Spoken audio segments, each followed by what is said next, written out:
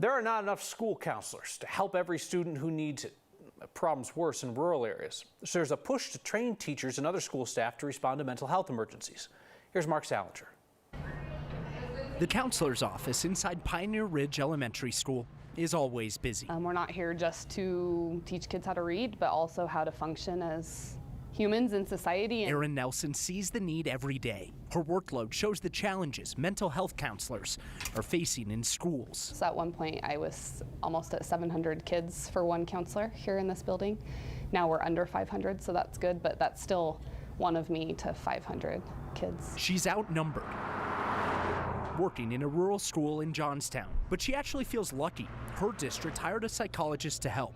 She knows other districts are far worse off. I'm happy that it's a priority because I know a lot of small districts don't prioritize that piece. The pandemic made her job even more important. Yeah, I don't like doing suicide assessments on elementary age kids. It's terrifying and scary. We really just saw kiddos that were struggling and didn't know what to do about it and who to talk to and where to go. Inside classrooms at the University of Northern Colorado. Prior to coming into the program, I was a teacher. Ashley Coburn and Brianna Kind are trying to figure out ways to make the most of limited resources in rural school districts. Urban schools have teams of people to address these issues. They're working to train as many people as possible in youth mental health first aid. And our idea was to bring it to rural communities who might not have as much access as non-rural communities. The training gives people like teachers and school staff the tools to help kids with mental health. In a world where there aren't enough counselors, they want everyone to know how to respond. That's the hope, is that in training more non-mental health professionals, they will be able to identify some of the signs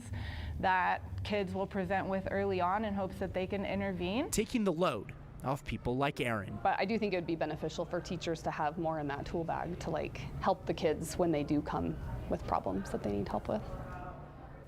We all know what a first aid or a CPR class looks like. A mental health first aid training is kind of similar, helping people identify other people who need help and then giving them the tools to actually help. In schools, teachers are trained on things like identifying substance abuse issues, depression, or anxiety. It's focusing on things that may be often overlooked, but Kyle, could be signs of deeper problems if they aren't addressed. You know, Margaret, somebody who grew up in a rural area, I know there's kind of a stigma about asking for help with mental health that maybe doesn't exist in every urban area. And then you also have the perception that people know each other's business in a smaller town. You might not experience that in the city or the suburb. Yeah, I was talking about that with the researchers at UNC today. They were saying that breaking that stigma is kind of one of the first steps. Asking for help is the only way that they're actually going to get that help. All right, Mark, thank you.